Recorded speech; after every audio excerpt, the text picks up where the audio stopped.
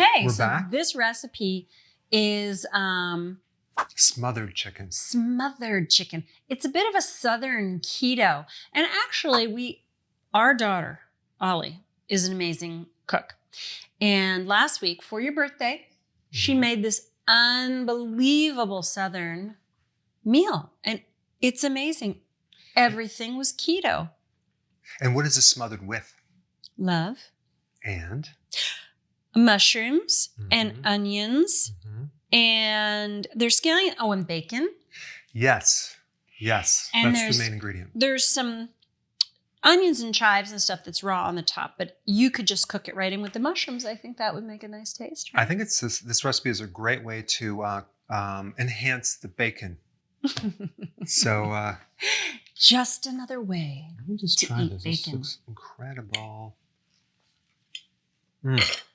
Come on, Karen.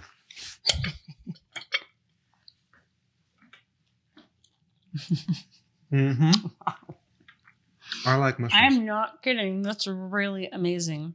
Wow. Hey, put it back. Put it back.